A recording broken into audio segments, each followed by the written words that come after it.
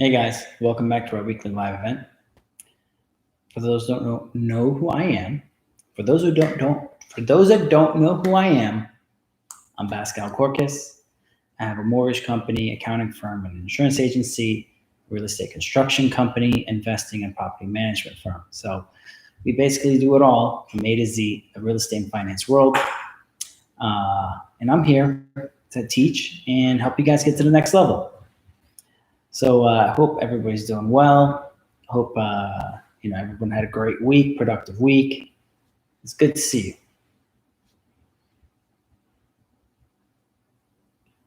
What's up, guys? Good to see you guys.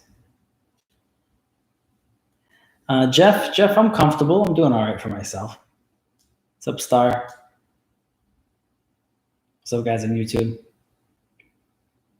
I'm going to give it a minute for everyone to jump on, and then I'm going to go into this week's topic, which is the looming foreclosure crisis. And I'll be going over the conversation I had with a broker that specializes in bank-owned and bank-owned properties and bank-owned properties and pre-foreclosed properties. So we'll be going over that. Yes, today we're going to be going over bank-owned properties and the looming foreclosure crisis, and I will go over how to apply for PPP loan as well. Bree, I'll be able to go over how to go to apply for a PPP loan in a minute. Thacker says, hey, Pascal, I sent you a message in regards to mentorship. If you have some time, please take a look. Thank you. Just so you guys know, a one-on-one mentorship, that is going to be very, very difficult, given that I have no time at all. The process normally comes to is you watch all my videos on IG and YouTube, and you come up with some valid questions. Most of the time, people ask me simple questions like, what is COC? What is IRR? What are basic things that they should be reading and studying? I'll tell you about some books you should read, some things you should focus on to develop. I can't really teach you the ABCs, right? You need to learn the ABCs on your own. You need to come back with me and I can teach you more. So with that, from that, you bring back your questions to this live event and I'll be able to answer them that way so everyone can learn at one time. If you need to set up a financial review, where if you're looking to buy a property, like there's a lot of people that are following me right now that are looking to buy, $1 million property, $2 million property, $500,000 property, they're spending about $1,000 or $2,000 for me to do a financial review of the asset to determine, is that worth buying? Because they don't want to buy a $2 million property and find out it's not worth it. $2,000 is a lot less than losing $2 million. Now, in this scenario, if you're just buying a fourplex, it might be as little as $300 to do a review, which is still saves you a lot of money compared to buying a bad deal.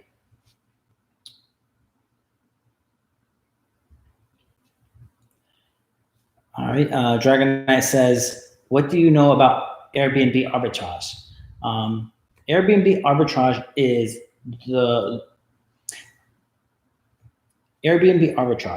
is when you rent a property on a 12-month lease and then you re-rent it to someone else on Airbnb. And in the scenario and the example of renting it from, say, you rent it from me on a 12-month lease for $1,000 a month. You then furnish the property and re-rent it on Airbnb for, say, what brings you in roughly $3,000 a month. So you make the spread of that $2,000. That $2,000 would then cover any additional costs that you would have, and you would keep the difference. That is Airbnb arbitrage.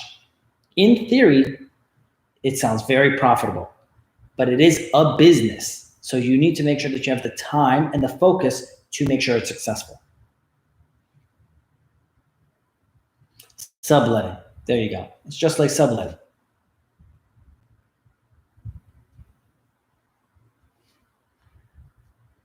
All right. Powell has a question. How many units are you at and how much? Right now, I have 28 residential units, counting my house, 29. And right now it's over 8 million.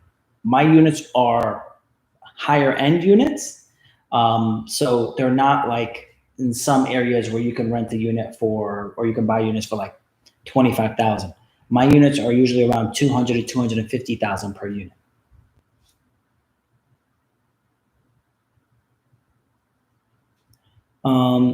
Powell says, hey, when you evaluate a property to buy, how many times rent roll do you aim for? Well, I don't specifically go for that target. Now, initially, I would go for that target. If you guys have heard the 1% rule, initially I would go for those type of rules, but now I don't target those metrics. I look for value add properties. So I have a hybrid method of doing something like the Burr model, but at the same time focusing on specifically in aggressively appreciating areas that have a commercial component where the land can be converted or already is commercial. So I have a hybrid model that gives me, 5 ways that I can make money. If I only make money 3 of the ways, that's great. That's awesome. I'm still making money. But if, 4 and 5 pop off, I make a lot of money. So I don't really look at that rent roll alone. It's not the only factor I look at. How do you underwrite a deal? So I actually do my own underwriting, and most of the time, the very simple underwriting, I actually do it in my head. It takes me roughly 2 minutes, like to determine if I think the deal is valuable. From there, if I find it valuable enough to look deeper, then I can go and start, doing more research, or drive-by, something like that. But most of the time, within a few minutes, I know if the deal's good or not. Again, I'm only finding good deals once every 6 months to a year. Thacker says, thank you. I appreciate it. I have a strong background and understanding as I own a rental and am doing fix and flips currently. However, I am trying to get to the next level. I definitely check out more videos though. So Thacker, how a lot of people are getting my attention. One, they have my company do their tax returns for their rental properties and for themselves individually.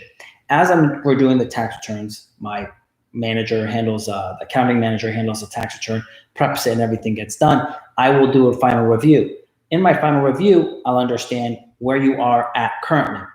Then we'll normally, while we're having our final conversation to wrap up the tax return, I'll step in and I'll basically ask what your goals are, and I will highlight some pros and cons and what things you need to improve upon and things that you're doing well so you can grow.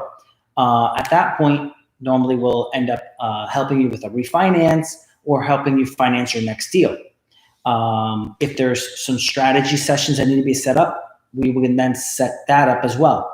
But if I'm already doing, say, your taxes and I already did your refinance, I've already done a lot of research on you. So we don't need, say, 5 hours of strategy, which would cost you $1,500. We already did most of the work. So you might only need just 1 hour since we already did your tax returns and we already did your refinance. So we already know a lot of your business. It costs a lot less to do those additional parts.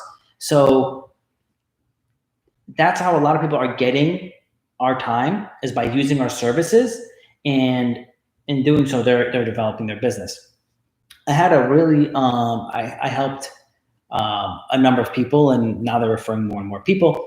And one of the people that came in is the realtor that has actually sold all these other people rental properties. And she came in, she owns like 10 properties. And she's like, oh, I'm trying to get to the next level. I'm getting very hard time getting loans. All of my loans are basically hard money loans, private loans. And I'm like, okay, she has a great portfolio. Her numbers are really good. She's getting great deals. And she's like, but all the lenders are saying they won't give me loans. And I'm like, I find that odd, because if you don't really have many conventional loans, you should be able to get them, especially looking at based off of how much money you say you're making, you should be able to get them. So as I dig deeper to discover what is the issue, that she cannot grow her portfolio larger, I see that she mentioned how she has 5 LLCs. We're doing an initial review. I'm like, I only see 1 LLC here. She mentioned that she had the LLCs, her rentals in LLCs. I'm reviewing it. I'm like, I don't see any of your rentals are not in your LLC. And I have my accounting manager next to me as we're reviewing stuff just so we can knock it out faster. And at the end, I was like, so Daniel, what do you think? And he's like, my biggest concern is audit. This just doesn't look good at all. And so he basically just told her, I was like, everything you're doing is really great. You know, I love how fast you're growing. But the issue is no one's going to finance you like this because it looks like you're poor the way they did your taxes. They did it inaccurately. You're not benefiting from depreciation.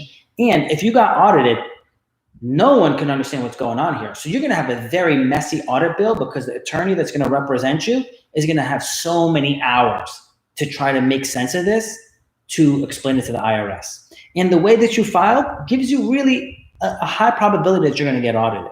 So this real estate investing is not one thing alone. You have to have your taxes set up properly. You have to have your credit set up properly. You have to have your cash proper. You have to have your strategy proper. All of these factors together need to function. And if any part is weak, it's going to hold you back from your growth. You're going to have limiting factors to be able to get to the next level.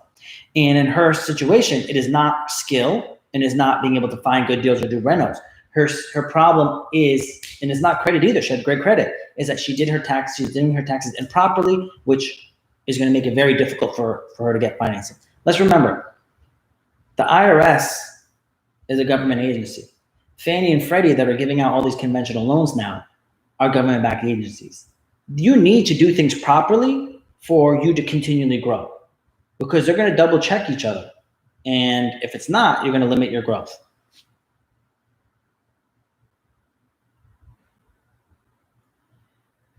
Alrighty.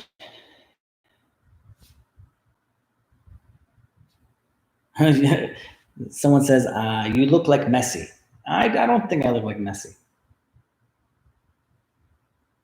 Nate Diaz.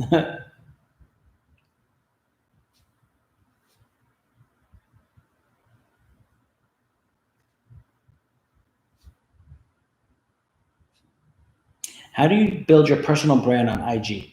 So building your personal brand on IG is a process that takes a lot of consistency.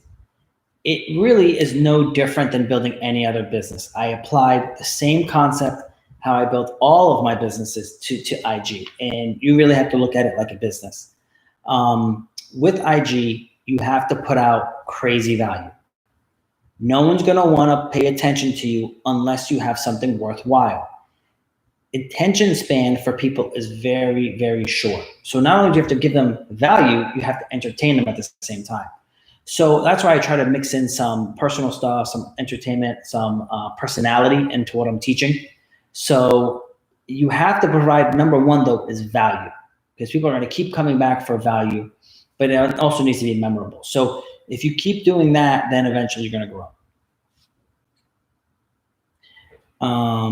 Jared says, units I have bought an average 50, 60K per unit. I own several 2-unit buildings in full. I deal with commercial lenders with 75% equity for financing. Do you recommend financing these together? It depends on how much they're willing to lend you.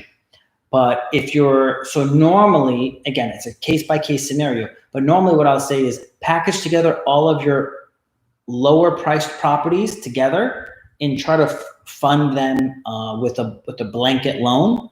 This way you can get those off of your Fannie Freddie loans, because you're only allowed to have 10 conventional loans, 10 Fannie Freddie loans. So if you're using some of those 10 up by $100,000 duplexes, it's not the best use. You might as well package together $500,000 duplexes with a blanket loan and take that off of the availability of credit that you have, and try to use those 10 for something that's maybe more like a $400,000 fourplex. Because the reason why,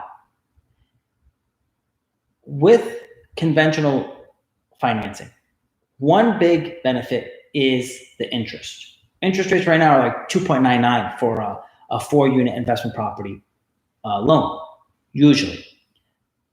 And it's amortized over 30 years. when you are getting when you're getting lending and as a blanket loan, those are 25-year AMs and normally about 4 to 5%. So it's not as good terms. But if you're gonna pick which one is gonna be a commercial loan and which one's gonna be a conventional loan, you might as well have the higher loan amount with the better terms than the lower loan amount with the better terms. Now, you're thinking, Pascal, you're basically giving me common sense. What are you talking about? You're really not giving me a value. Why this makes a lot of sense to people who've been in the business a long time and have now gotten to the level. What happens is this: you are in the business a long time. You get conventional. Now banks aren't willing to give you any more conventional loans. You have to go to the small and mid-sized banks for them to give you loans on their own paper. Well, those loans aren't, the terms aren't as favorable as conventional loans. So then they start getting, loans from the small banks on these non-conventional loans. And what they seem to be so focused on next deal, they don't realize if I optimize my portfolio and reshuffle how I have my debt, you can actually free up a lot of capital and go out and get bigger and better deals.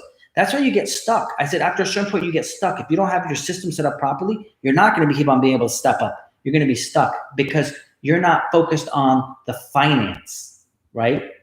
The finances and how you set them up are what are going to help you get to the next level. So at that point, you have all these conventional loans, you package them together, you get a blanket loan from a small mid-sized bank. You now have the availability to get more conventional debt. This conventional debt is going to be able to give you lower interest rates and a longer amortization period, which means you could buy a big property with a smaller payment and you can keep growing. So for those that have been in the business and have 5, 6, 10 properties, they know what I'm talking about, and they're like, wow, that helps a lot. For those that are new in the business, they're like, that makes common sense. What are you talking about? Like, of course, that's what you should do. But most people don't come to that understanding. It takes them a long time to have someone remind them about that.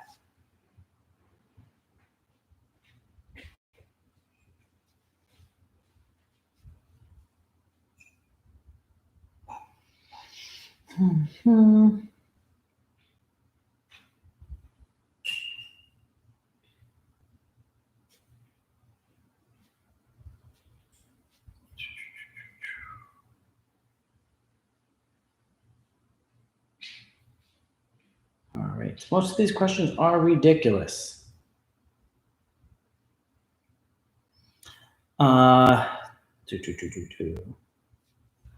What determines it to be a good deal in 2 to 3 minutes? Do you go off of cap rate or do you use other tricks? So normally the city it's in, the location within the city that it's in, the dollar per square foot, and the current condition. Those are the factors or unit price per unit. And then price per unit based off of condition. Does it matter which bank you use for a lender, or do they all work the same? No, not all lenders are the same. Not all lenders understand your situation, just like not all accountants understand real estate investors. If you don't have a real estate accountant that specializes in real estate investors and high net worth individuals, they will not be able to help you grow. They'll be able to put a tax return together enough for you to hopefully not get audited. And that's about it. If they don't specialize in real estate investing, they will not be able to help you grow. One very simple way to determine if the accountant specializes in real estate and can help you is ask them, what is a cost segregation model? If they cannot explain that to you in detail what it is, that means they do not specialize in real estate investing, and you should probably find a different accountant. There's a reason that I opened an accounting firm, an insurance agency, a mortgage company, all under one roof. Is because you need all of these to work well with each other so you can grow your portfolio and have the proper protection to not lose your portfolio. All right. Does it matter which bank you use? Oh, yeah, I already messed it up. All right.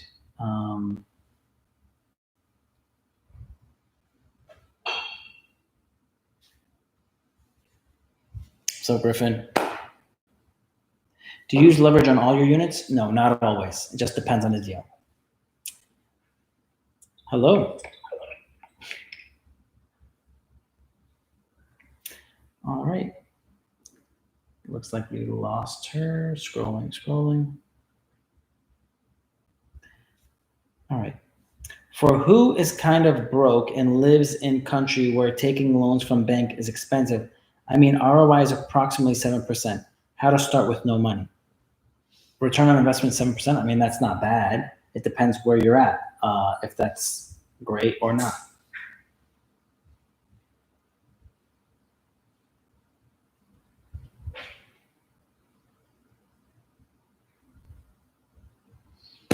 Do you recommend investing in tax lien certificates in New Jersey? I mean, you can invest in tax liens certificates in New Jersey. You got to understand is that when you're investing in a tax lien, you're buying the tax lien. Like, what is a tax lien? A tax lien is literally a person did not pay their property taxes, and after 2 years, the government can put a lien on your house. What I could do is I can then go to the county and buy the tax lien from the county. How it normally works, and it's different everywhere, but how it normally works is the bidding process is very odd. The bidding process is actually a little backwards. I'm going to bid on buying a tax lien on 123 Main Street. And because they're 2 years behind on their taxes, I'm going to bid 12% interest. I will buy their tax lien that they owe 20 grand. I'm going to pay the 20 grand to the county, and I'm going to tell the county I'm going to charge the homeowner 12% interest on that tax lien. Now, someone else is going to say, hey, I want 15% interest. And someone else is going to say, I want 9% interest. The person that wins that bid is usually the person that said they want 9% interest, because the county doesn't want to overtax the homeowner, right? They're not looking to have the person lose their house. They're just looking to get their money. So they're actually going to sell the tax lien to someone else, so that person can collect the interest, and the county can collect the money to cover their expenses. So the 9% interest is going to win in that scenario. Now, you own the tax lien and you're collecting 9% interest. After about a few years, it depends on the area that you live in and the county you live in. After a few years, you can then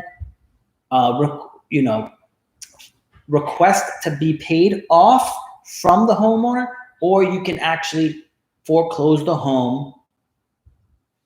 You can foreclose the homeowner. So you can actually take it to the county steps and start the foreclosure process. And then now in this scenario,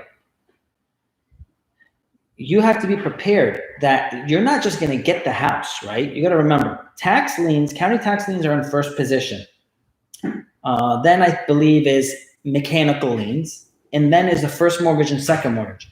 So if you have a 123 Main Street and you have your tax lien, and then they have the roofer put a mechanical lien on there, then you have the first mortgage and the second mortgage. Well, bank representatives are going to show up to that auction. Excuse me.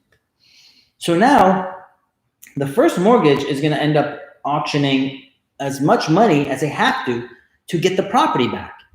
So if they keep on bidding it up, you're not going to get this property for free. All you're really going to get is your money back plus the interest. Now, you got to remember, if you're going through all those steps, you also need to have a lawyer, because how are you going to take care of all the legal documents to foreclose on this person? So you can do it and you can make money, but normally someone's partnered with a lawyer that specializes in this specific niche. So yes, you can make money, but you have to be conscious of what's going on. Now, there's certain people that are lawyers that also have title companies. they're going to do a title search to make sure that they're buying tax liens for properties that have very little debt on them. So if they do foreclose on this property, they're buying a property for 50 cents on the dollar. They're not buying a property with so much debt that it's not even worth taking it back.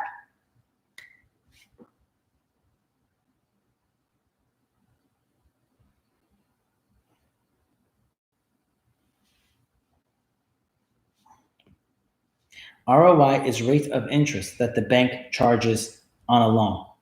In America, ROI is not rate of interest. So ROI in America is return on investment. So rate of interest is 7%. When I was buying properties, when I started when I was about 19 years old, I got a loan at 8% interest from the bank. So paying 7% or 8% interest doesn't matter. What matters is how much are you making on the property. If the property is generating you a 10 cap, and your rate of interest is 7 or 8 cap, then you're still doing good as long as you are in a good area with consistent income. So do not get caught up with how much interest you're paying. If you're caught up with how much interest you're paying and how much the taxes are and how much it's going to cost you to remodel, that you can end up falling in a trap of being greedy, right? And you want to avoid the thought of being greedy, because in this business, it doesn't seem this way, but this is a team sport. Everybody needs to make money, and you can make money. I realized the county needs to make money, the bank needs to make money, all these different organizations need to make money. And if I can find a way to have everybody make money, at the end, I can keep some of that money. That's your job.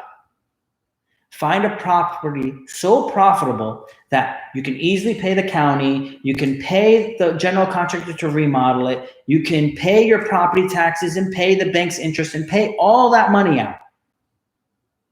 And still, you can make money afterwards. That's how you should think. You should think abundantly, not, oh, there's not enough money out there. I need to save everywhere I can. How much debt is too much? It's not how much debt is too much, is what type of debt do you have on what? If you have credit card debt, I would say $1,000 is too much.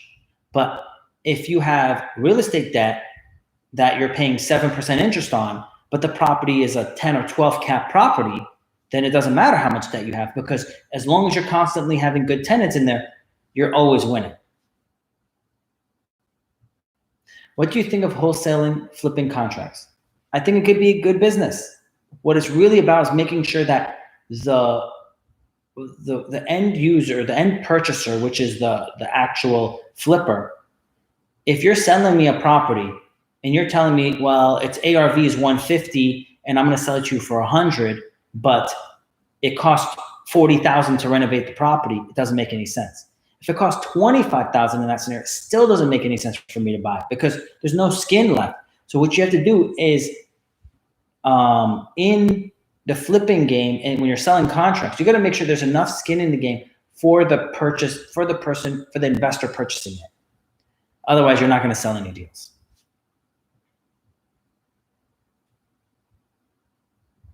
Thank you for your reply. I don't know about the lawyer part. Great information in here. You're welcome.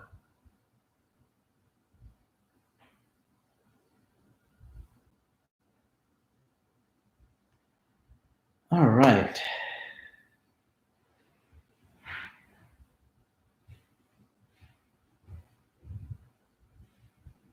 Life is good. Question is, how is your life going, my friend? Life wasn't easy when I started, but gets better the harder you work. So this is a fun question. It says, what's your opinion on what's going on with GameStop? So there's many different aspects of what's going on with GameStop. One, people on Wall Street are saying it's not fair what's happening on GameStop because, the small investors are pumping up the stock, creating a short squeeze and having the price skyrocket. I don't believe it's unfair that they're doing that, because Wall Street's always been doing that. They've always been manipulating things to their favor and then squeezing out the little guy, and the little guy's taking the loss. So in this scenario that, GameStop is skyrocketing and Wall Street is hurting, and all these smaller investors are winning, I think that's awesome. Now, fundamentally, we know GameStop is losing about, I think, $4 a share. For every share out there, it's losing $4 per share annually. And there's not really much sight for them to increase their profitability. GameStop sells games. We're becoming digital, where people are now not buying, discs of games. They're buying, subscriptions to a game. So they can't resell a subscription to GameStop. They're just, subscription's over, it's expired, it's done. So there isn't a reason for them to really exist on their current business model. So fundamentally, GameStop has to go down, right? So when they're shorting a stock, theoretically, they're accurate. Those hedge funds are accurate to say there's no way this business is going to continue. It has to go down. So eventually, when people stop buying GameStop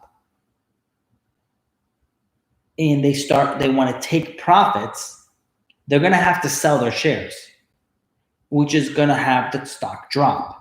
So whoever is the last hedge fund short selling the stock, they're going to make a lot of money on the way down, because it really truly is only going to go down.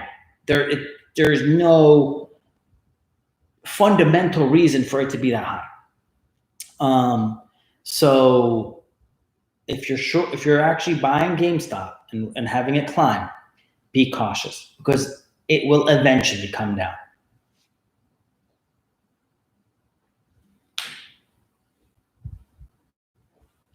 Can you elaborate more on why you would never invest in real estate in New York, specifically the Queens area? So I never said specifically the Queens area I would invest. I said I wouldn't invest in New York because the laws are not in favor of a landlord. 2, the cap rates are very compressed there. So you're not making much money on the rent. And 3, the appreciation I find in other areas, which is Florida, Texas, Arizona, is a lot greater than New York. In addition, the laws are better there for investors. And to answer this other person, Jay Jr., he says, he's a racist, Michael, that's why I don't invest in New York. I don't know if you guys can tell, I'm not white. But in the demographics I do invest in, they're actually pretty mixed with different people of different races that live there. So it's about where you want to go.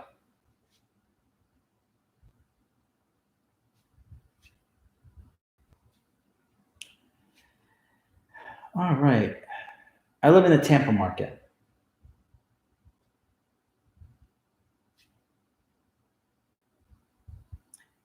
Yo, Pascal, what's up? Do you see the housing market crash soon? I think that we're going to start seeing, so this actually leads up, I'm going to answer that question. It's going to lead up to our topic for today. Griffin says, do you use leverage on all your properties? Not all, but a good amount. Griffin also says, how does HOPA help protect homeowners to maintain their equity in tax liens and foreclosures? So you're asking me a very legal question, so I can't go into all the legal reasons of how it helps. Obviously, homeowners that have their primary residence have rights to be able to keep their home. And they have certain rules they have to comply with serving these homeowners in a foreclosure process. But at the end of the day, if you don't pay your bills, it doesn't mean that you can still live there for free. For example, Florida has a very, very strong homestead laws. So In Florida, I'll give you an example. O.J. Simpson homesteaded his property in Florida. That means he stated publicly that this house is his primary residence. So in Florida, in a lawsuit, when you get sued, that lawsuit cannot pierce the home. They cannot force you to sell the home to pay back anyone you owe money for. So when he got sued after the murder, they couldn't force him to sell his house. Now, if he ever did sell the house, he could have to use that money to pay back the person. But in the lawsuit, it doesn't pierce the home. That doesn't mean if you don't pay your mortgage that you can live there for free. You could lose your home for not paying your mortgage. You can definitely lose your home for not paying your property taxes. It has the first lien position. So if you don't pay your property taxes, you can still lose your home. Is there steps to help the homeowner keep their home? Yes. But at the end of the day, that is the number one lien position. So pay your property taxes. All right. Now with PPP loans, that was like the first question that was asked. I'll answer that, then I'll go into today's topic. Regarding PPP loans, I want to go back to the question. How do you apply for a PPP loan? Simply, wherever you're doing your business banking is where you should apply for a PPP loan. For example, I bank with Bank of America. Bank of America has an online portal for us to apply for your PPP loan. If you bank with Wells Fargo, like one of my clients banks there, at the Wells Fargo website. So they came in, they logged in, and I helped them fill out the PPP app when they were logged in, because it's right on your online banking portal. And if you log into your bank and you search PPP, they'll have a section that you can apply for the PPP loan. It's going to ask you to then log into your username and password.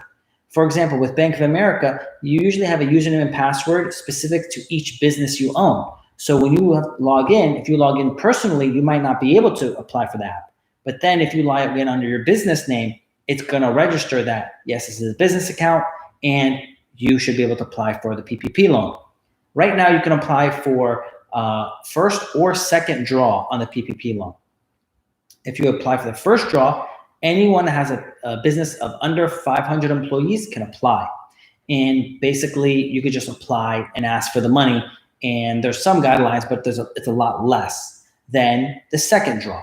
On the second draw, you have to have less than 300 employees, and you must have a 25% drop in revenue in 2020, one specific quarter of 2020, compared to the prior year, same quarter. So if you're saying in quarter 2 of 2020, I had a 25% drop in revenue compared to quarter 2 of 2019, then you can apply for the second draw of the PPP loan.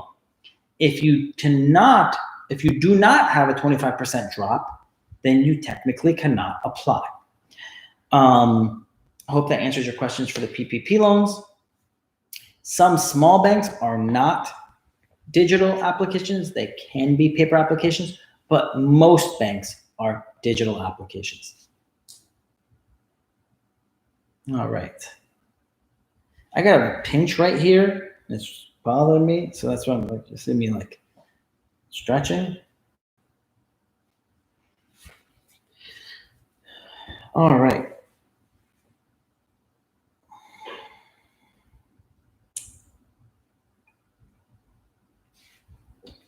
How do you leverage properties to buy more, and what are the requirements to do so? So you need to have your proper taxes prepared, showing the proper income to show you can justify and cover the payments of the loan. If you do so, you have a good accountant that helps you do that, you can then constantly get more loans to buy more properties, because the property you're buying should also have tenants already in it. So though that income will be added to your income when you're trying to qualify for the new loan. Pretty simple. I mean, if you do it like that's all I do. I mean, since I was 19, I started doing lending when I was 19 when I was working at the bank. So I've been doing loans for real estate in investment properties since then. I'm now 35. So I've been doing it for 16 years with my own money, buying my own deals, managing my own properties. So, it's really not as hard as it seems. It feels very overwhelming, I'll be honest with you. But if you have the right network with the right mentors advising you, when you have a problem, you can ask them a question, right? If you guys are out there doing it, you can come and say, hey, I got this problem. How do I resolve it? Ask the questions. You're gonna get a lot of value. The better the question, the more value you're gonna get. So ask good questions, guys.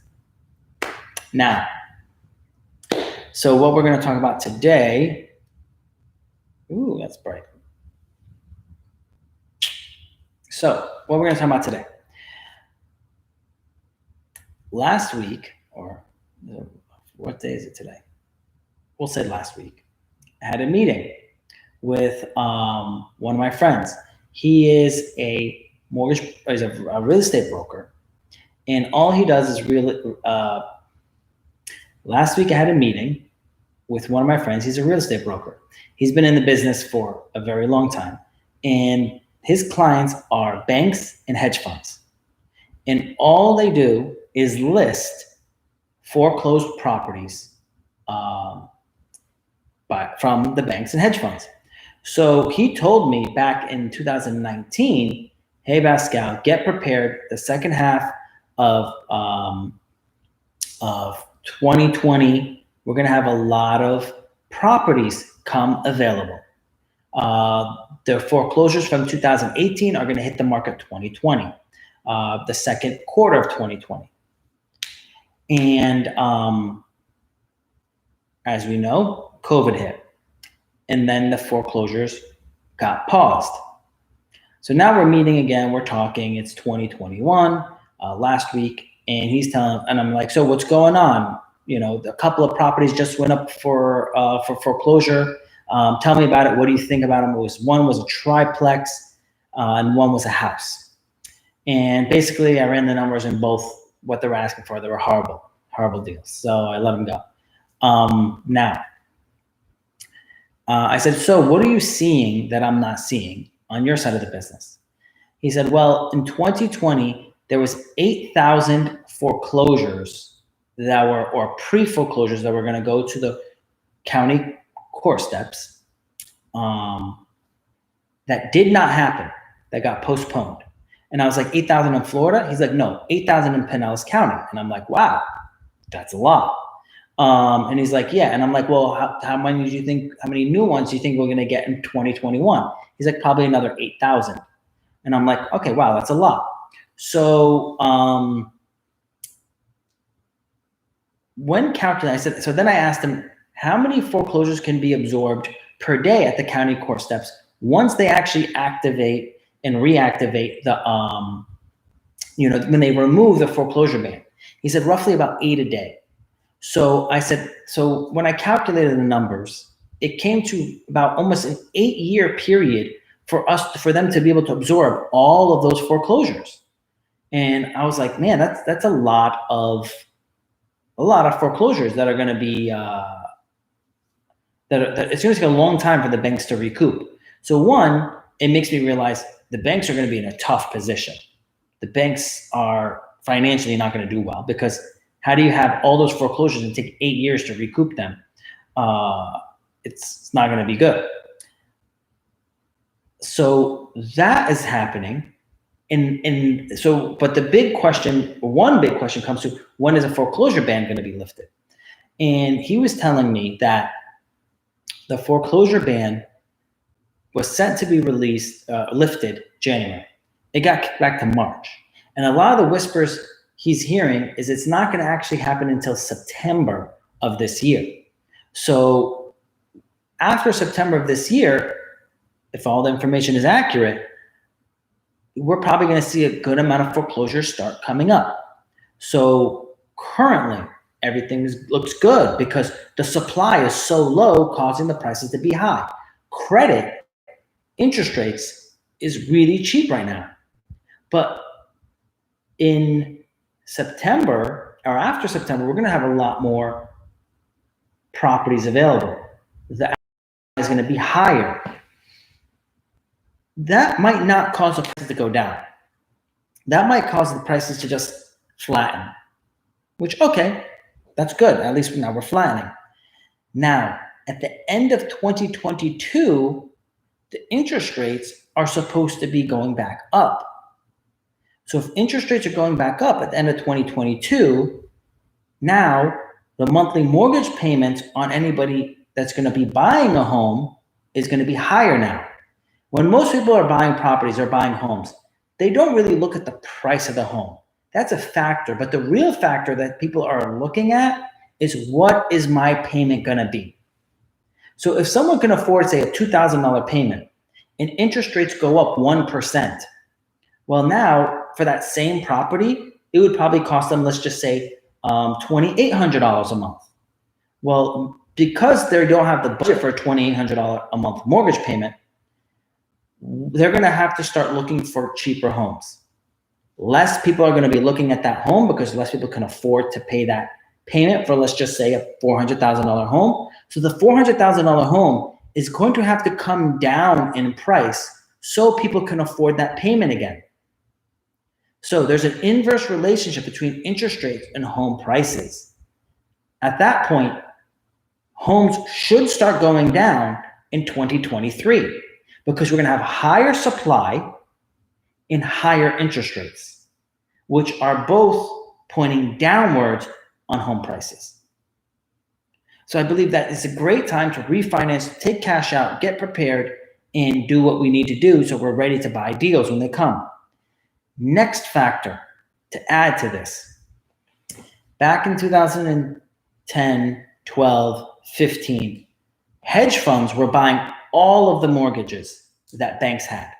So this one hedge fund bought all of the foreclosures Wells Fargo had and said, we're going to pay you 70 cents on the dollar, since Wells Fargo was doing a bad job of managing these properties, maintaining these properties, managing the rentals, the tenants.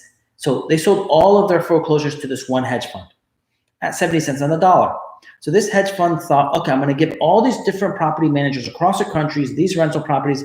They're going to do a great job. They're going to rent the property out. They're going to fix them up. They've had huge contracts to change all the flooring, all the appliances, and to paint them. So flooring, appliances, paint. Flooring, appliances, paint. All of them, right? Just get these fixed up, rent it out, and keep it moving. What they realized is the property managers basically took this hedge fund to the cleaners. They were not profitable. They were losing money. And they decided, we're going to get out of this business. So they canceled the contracts with all of the property managers.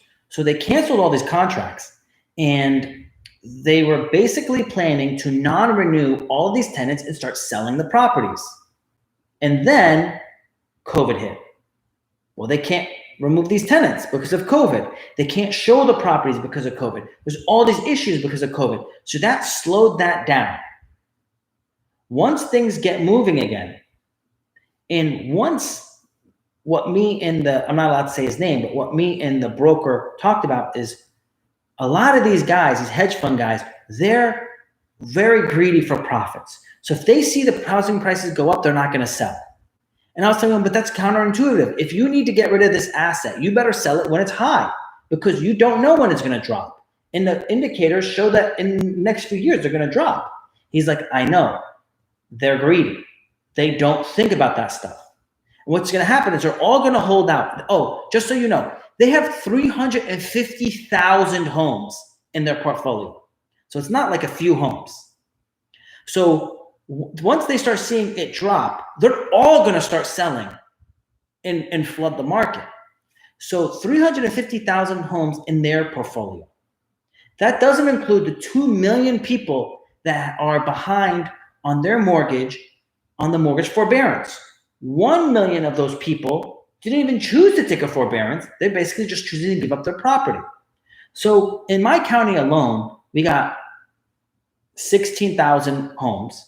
We have 350,000 homes nationwide that these hedge funds own. This one hedge fund owns, not all of them, just one of them. Probably all the hedge funds together probably own about, another probably 1 million homes. And then we have about 2 million people behind on their mortgage from the COVID period. 1 million didn't even choose a forbearance plan. So when you take all those factors in, you're just saying there's a lot of inventory that is very likely to hit the market. So I believe we're going to have a good amount of quantity hitting after 2020 or starting into 2021, and more is going to come out in 2022. And once interest rates go up at the end of 2022, actually at the beginning of 2023, higher interest rates, higher supply, lower demand. Because remember, a bunch of people just bought properties and moved from up north to down south. So it's not like new people are going to start showing up. A huge herd came. What all that means is the big metrics on home prices going up is the absorption rate of homes, right? Right now, homes stay on the market for like 20 something days. They're sold very fast. As that number increases, the number of days it's on the market before it gets sold, that forces home prices down. And once, I believe, with all the factors I just mentioned to you, we're going to see some happening in 2021, more happening in 2022, major stuff happening in 2023. And I believe that the lull is going to be 3 years before it starts picking back up. So it's going to be, good stuff to buy 2023, 2024, 2025, 2026, and we're probably not going to be going back up till it's about 2027. So yeah, lots of opportunities coming. Any questions, guys, regarding what I just said?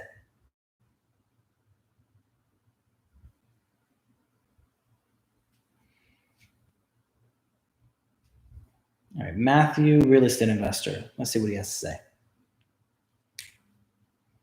Hey, what's up, Matthew? Hey, how's it going? It's going good. How are you? I'm still new to this. I just meant to be in the feed. I wasn't like I'm still new to IG. So basically, this is an opportunity where you can ask to go live, and I can answer any question directly face to face with you. Gotcha. And you're just able to get more value. Gotcha.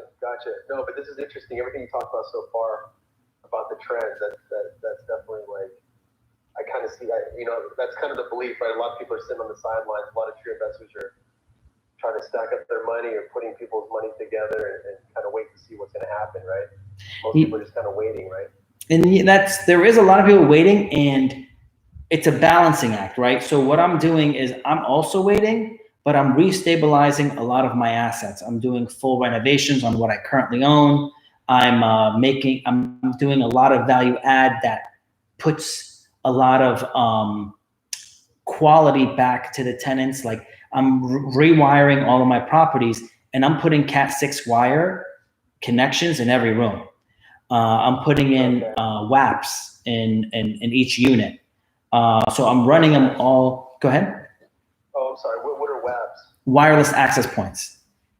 Oh, got it. Okay. So what I do is I own a fourplex. I'll get internet connection to the property, and I will offer internet to all my tenants. Nice. So they have Wi-Fi throughout the property, and I pay the one. Yeah, these are all good ideas. And you can make a lot of money that way too, because I own a 16-unit property, and I wired the whole 16-unit with cable and internet. So I pay one cable and internet bill for about $350 a month, and they have wireless internet throughout the whole property. It's about a half an acre property, and there's a pool in the middle, so they have internet at the pool. You can have Cat 6 wires in the kitchen area. So now if you're working from home, my property is very desirable for people working from home or just relaxing from home and just have constant Wi-Fi throughout the whole property. So those luxuries. People ask, they're like, if you were on a desert island, what would you want? Your cell phone and internet connection was like one of the highest things. Yeah. Right. And everybody's working from home now, so it totally makes sense. Yeah. So quality of internet connection as well. So now with Cat 6 wire run throughout the property and in a strong connection that they can say the Wi-Fi is weak, they can literally plug right in to make sure they get a strong connection so they can work from home. And they have, because I have,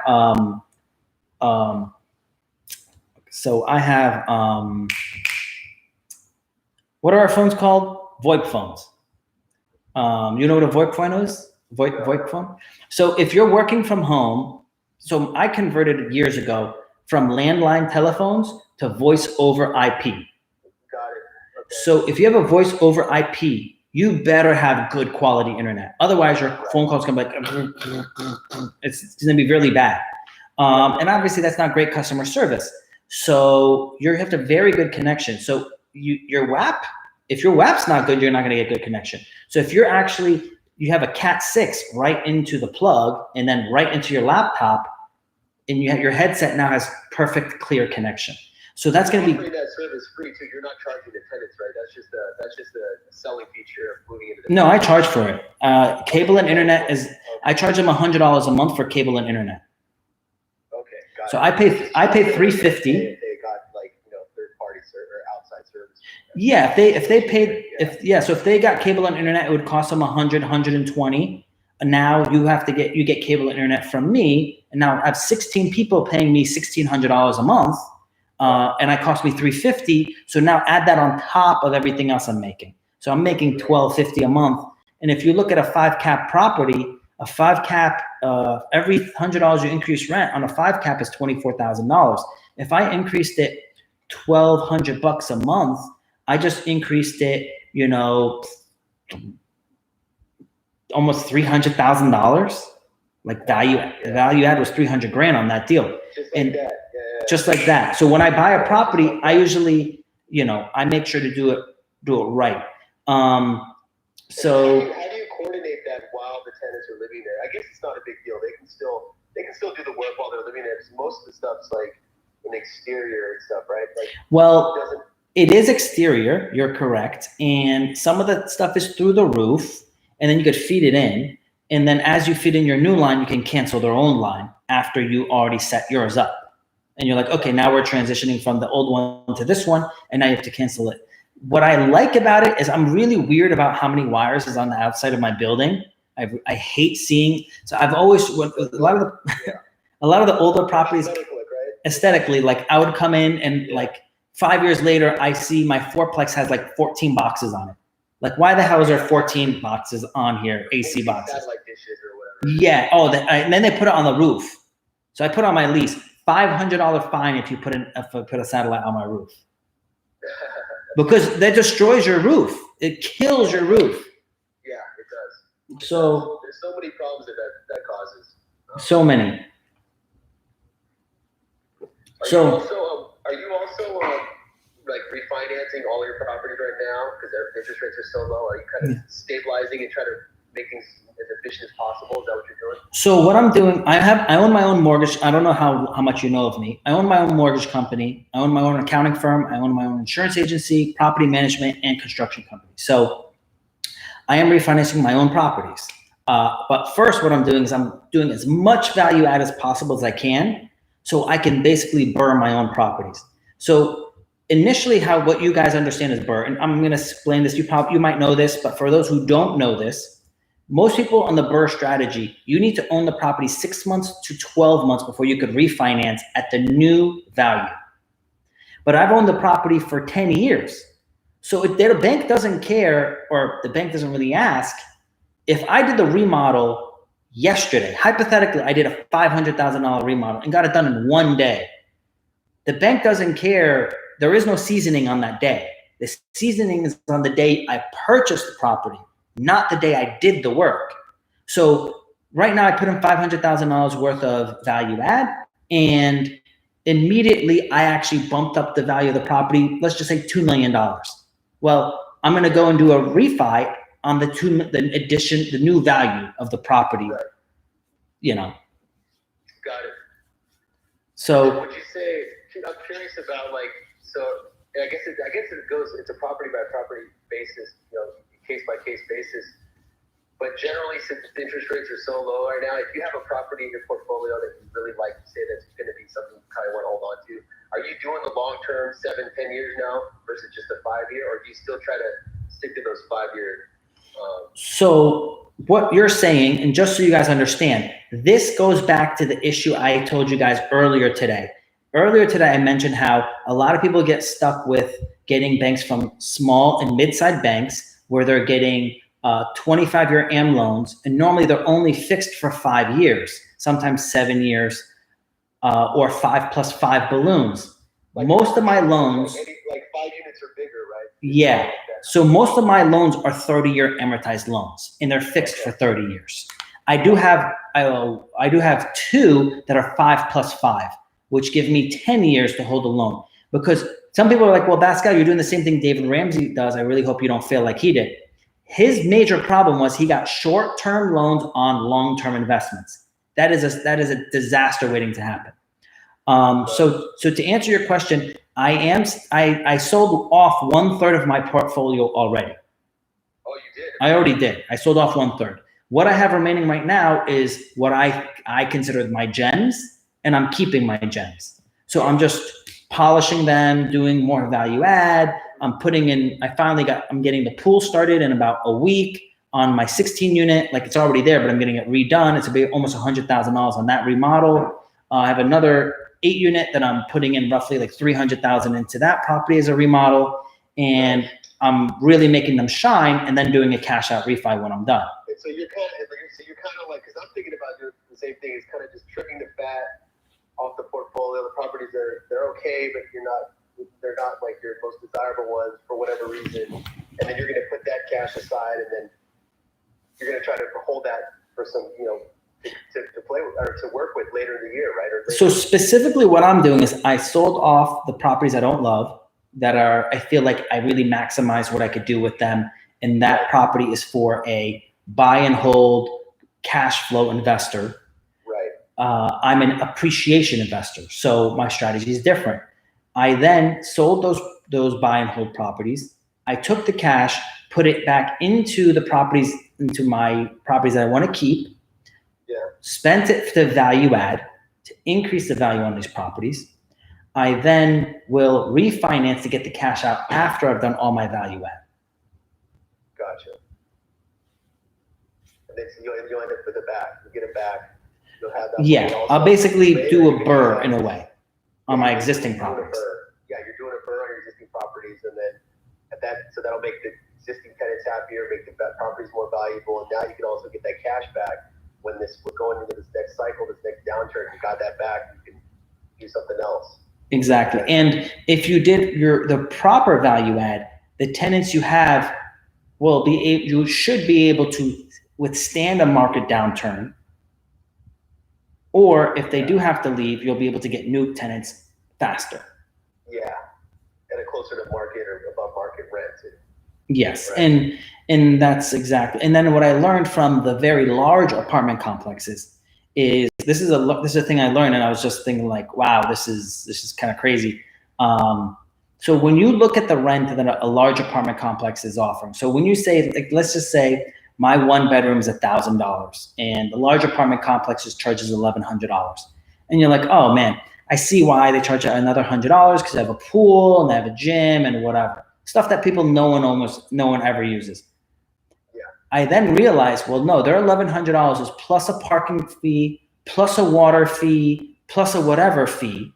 So the reality, really, the 1 bedroom costs them roughly $1,300 when they add back all those fees. So I'm at $1,000 and they're at $1,300.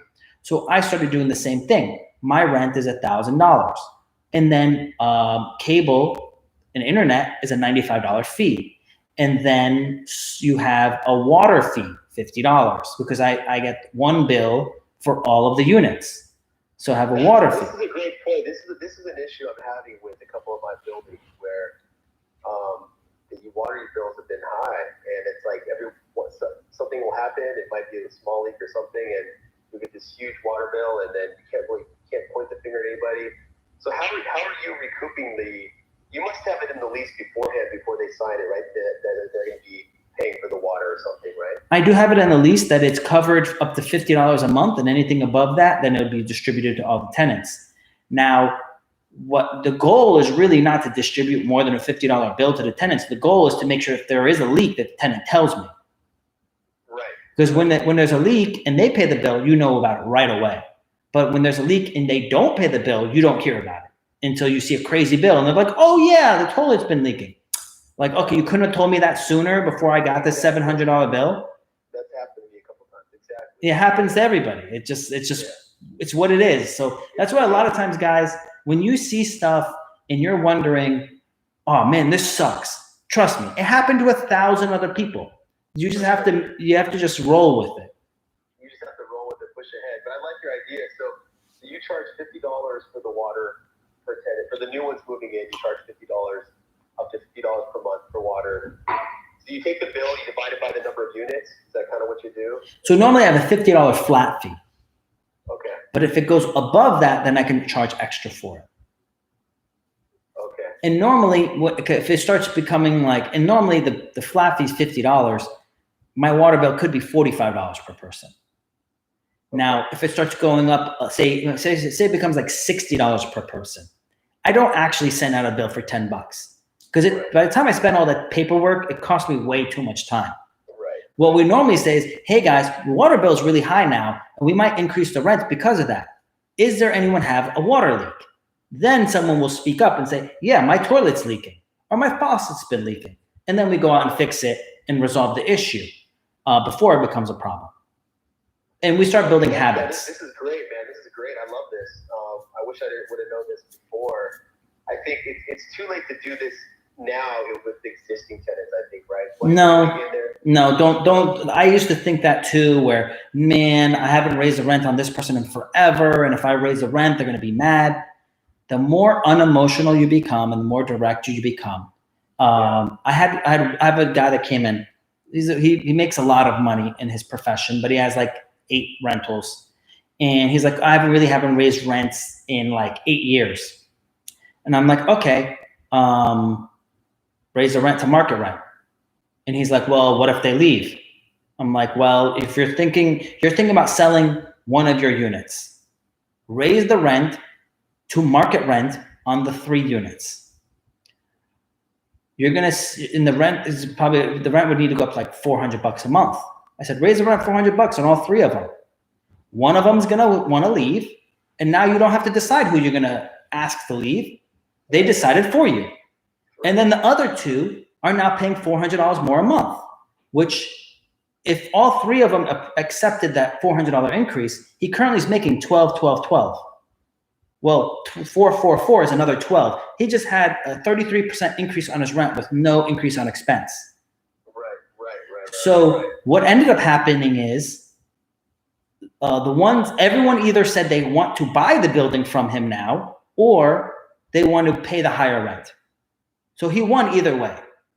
Right. So the thing that we were afraid of is the actual thing that's going to help us. And that's why you need a mentor. Like he comes in, like he calls me often to get my advice again and again and again. Like, I mean, almost now that he's like constantly, every time he talks to me, he finds another way to win. He's like calling me again and again. And obviously I pay by the hour, so you can call me as many times as you want. But he's making so much money, he doesn't care. He's like, I just made an extra $15,000 in just a few conversations I had with you. Dude,